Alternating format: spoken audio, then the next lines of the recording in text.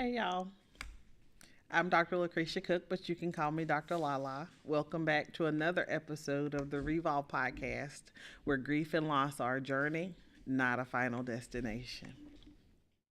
And so today, I want to talk about healing. Yep, that's what we're going to talk about today. And we're not talking about the pretty one with the soft glam makeup and the glitter eye. No, we're not talking about that one. No, ma'am. Let's talk about the real one. The healing, the version that shows up with loneliness, setbacks, and identity shifts. That one. The one that gets hard sometimes.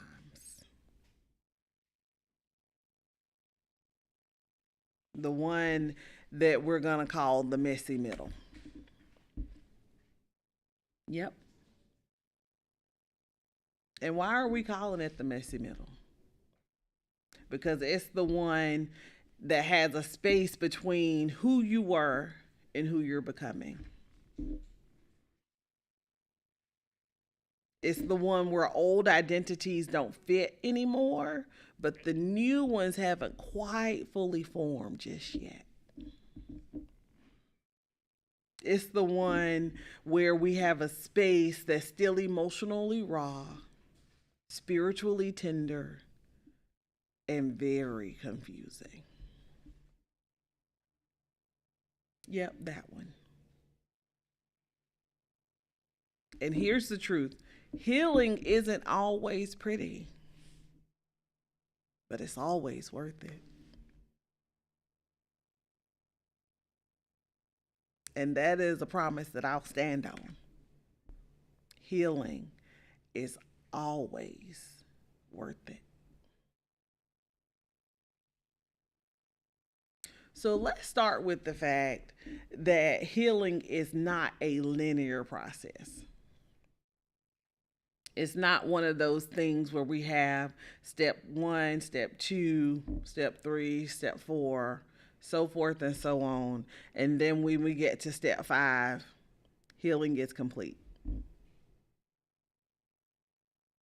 It would be nice if life worked that way, but I'm afraid it doesn't. You're right. So healing is more like a spiral, right? Life is like a spiral. The things we go through, issues may present themselves again and again.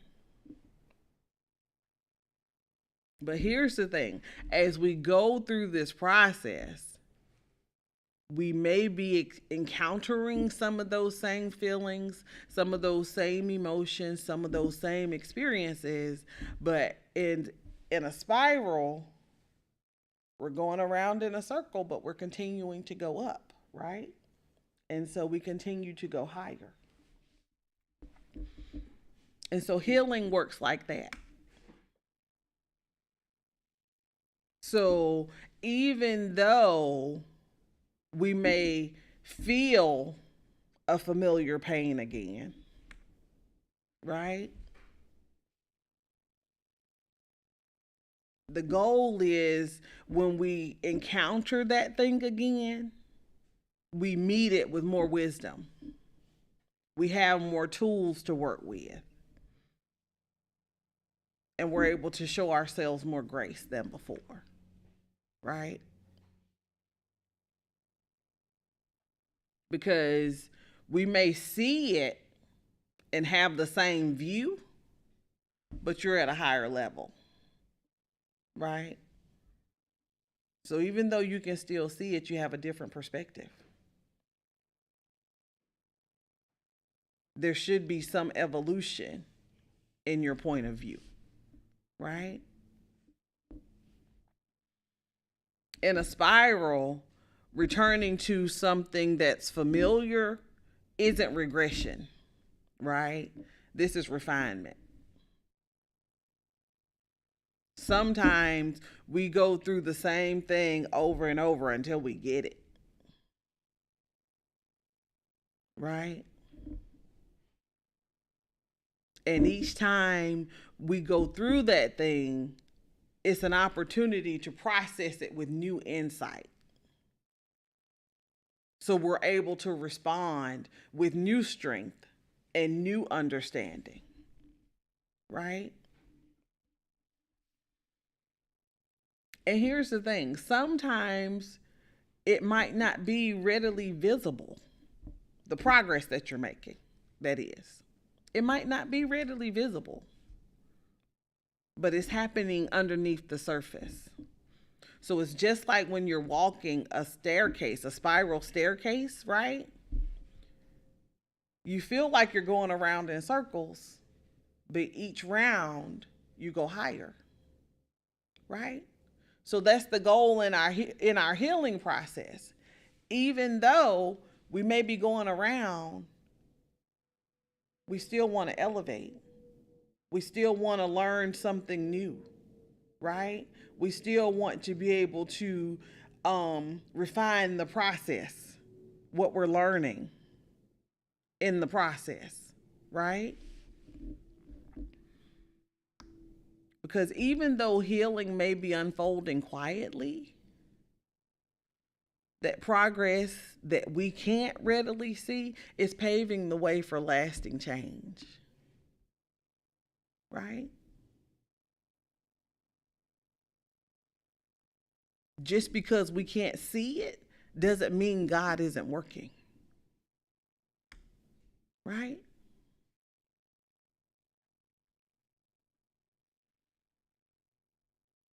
So again, even though you may find yourself facing the same emotional themes, abandonment, perfectionism, grief, we should be gaining new clarity about the situation, right? If we're doing the work, we should be gaining new clarity, right? And even though it might present itself again, we should have leveled up and be able to see differences and nuances about the situation, about ourselves. At some point, when that thing that normally makes you react shows up, at some point we should be able to respond. We should be growing through the process, right?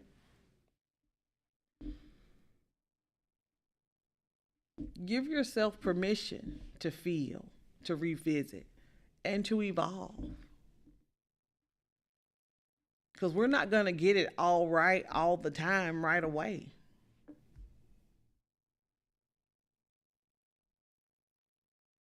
We're just not. We're human. And here's the reality, healing doesn't follow a checklist, it's layered. And if I'm being honest, sometimes it's really chaotic.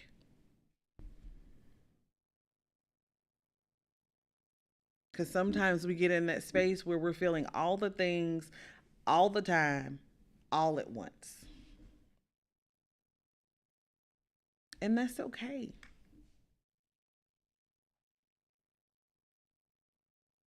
We just have to trust the God. We just have to trust the God we serve, and we have to trust the process.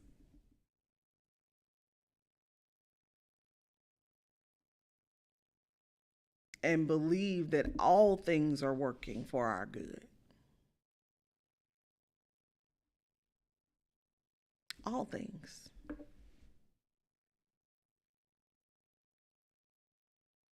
And here's the thing about the process, something I want to say. Sometimes it can be lonely.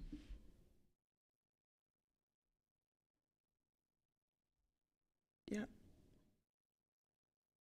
Because sometimes we have to do it by ourselves.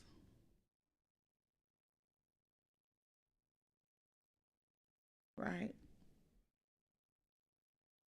Some things can only happen in that space where you and God reside. Sometimes we have to walk away. We have to leave things that no longer serve us, whether that's a toxic relationship, a limiting belief, or a draining environment, right? Leaving is a lot of times the first courageous step we take toward healing. But sometimes it can feel lonely because you're stepping out of what you know, what's familiar to you, into what's necessary. Because the truth is, a lot of times we can't heal in the same place that breaks us.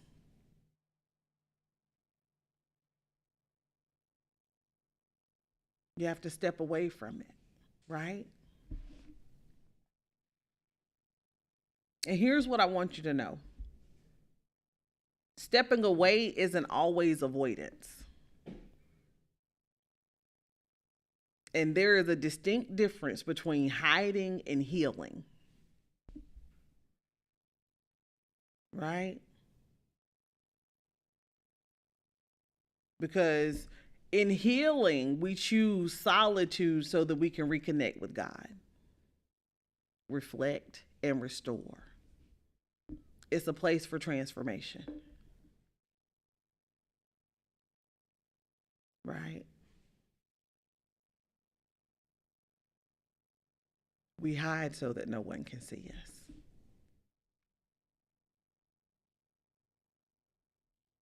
So we're not hiding. We're healing, right? That's the goal here. Healing is a deeply personal journey, right? And even with support, because community is important. We were not created to live life alone. But there is a difference between living life alone and seeking solitude with the Father, right? But here's the reality: the inner work of healing is something only you can do. And sometimes that looks like you have to step away so that you're no longer distracted by voices that have the ability to distort the truth, right? We have to get to a space where we can look within ourselves and face our own pains and struggles.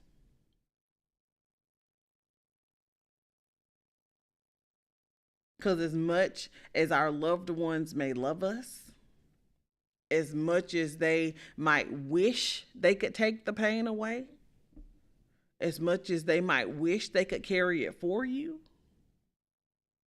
the reality is they can't.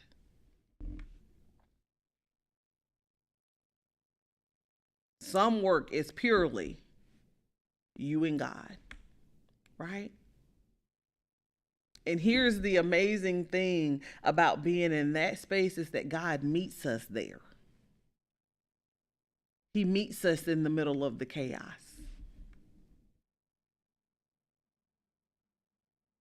And oftentimes when we get to that space, that's where we can get our breakthrough. Right? Jesus in the desert, Hagar in the wilderness. Get into that space where we can have time with just us and the Father.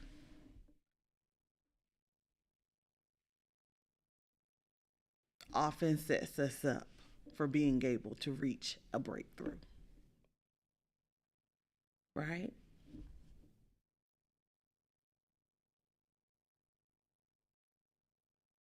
And so, as I've said, this is a journey. And on any journey, chances are setbacks are going to happen, right? And I think we need to just sit with that for just a second because setbacks are going to happen.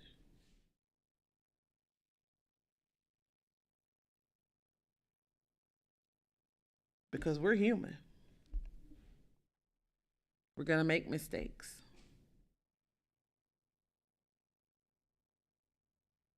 There's a possibility that we may fall into old habits, repeat mistakes, right? It's a part of being human. But I don't want you to see setbacks as a weakness. Instead, I encourage you to see them as an opportunity. Use those setbacks as an opportunity to pause, to reflect, and to recalibrate, right? Because the thing about setbacks is they reveal those things that we still need to take care of. They illuminate the tender places that we've overlooked, right? They're not punishments, they're mirrors. For example, a moment of emotional overwhelm might reveal where there are some boundaries that are still porous, or there's some grief that's still unprocessed.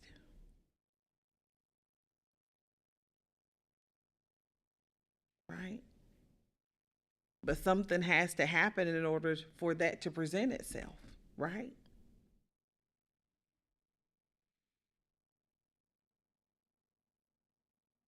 When something breaks down, it's not always a breakdown. Sometimes it's a breakthrough in disguise, right? What if that setback that you're going through is showing you where your soul still needs gentleness?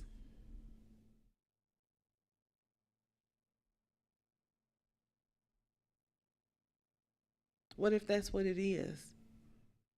This setback is so that you are aware of this area of opportunity to grow, right? Setbacks deepen our resilience. Every time you choose to get up again, you build spiritual muscles, right? That's how we get stronger. Resilience isn't just bouncing back, it's getting wiser in the process, right? Being able to hold grace and grit at the same time. Experiencing setbacks allow us to do that. And when you come out of a setback, you're not starting over, you're starting with more experience. And that's a great place to be.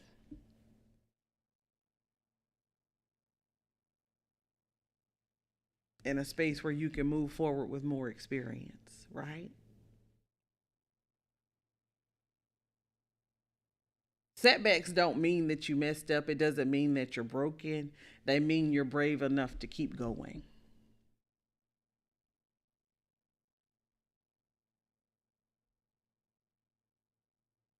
So, what does our faith tell us about that? James 1 2 and 3 tells us to consider it pure joy whenever you face trials, because you know that the testing of your faith produces perseverance.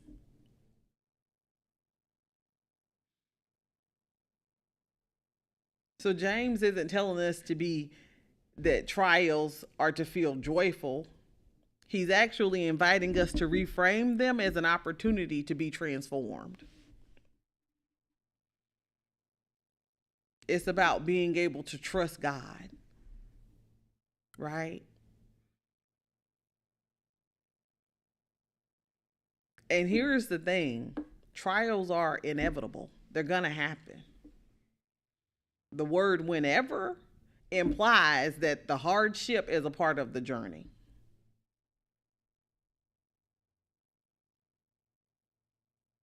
Having struggles, it's normal. It's a part of the path.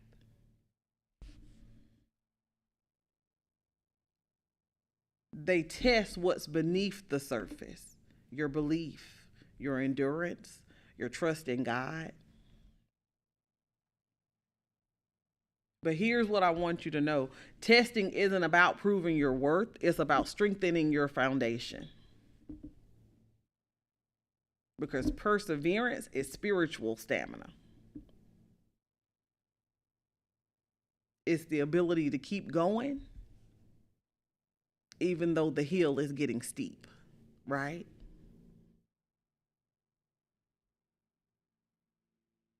Trials come to build endurance, not to break you, but to prepare you. Because they're coming. One thing about life is it's gonna life.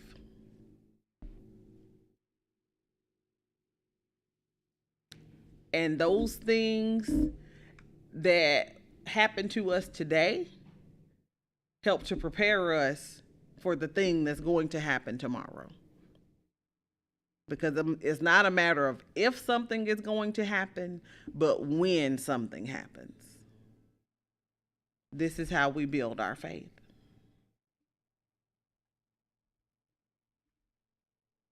So, how does our faith help us in the messy middle, right?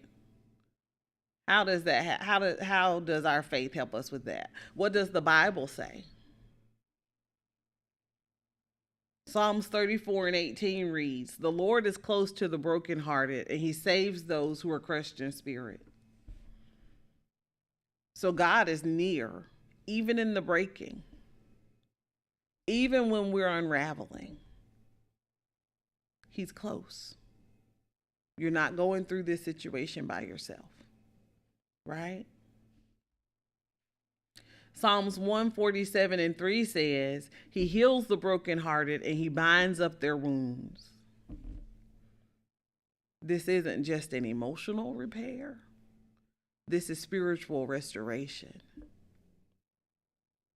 God doesn't rush the process. He's just like any other skilled physician. He takes his time and he binds our wounds with care, with love, with gentleness. Matthew 5:4 reads, "Blessed are those that mourn, for they will be comforted." This is a promise. It's not something you have to earn. This is his promise to us, right? And Revelation 20:21-4 says, "He will wipe every tear from their eyes. There will be no more death or mourning or crying or pain." That verse reminds us that if grief feels like it will always last, that it'll be here forever, this is our reminder, is that it won't always be like this, right?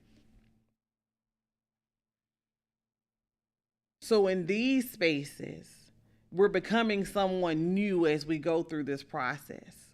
We change, we grow, we evolve.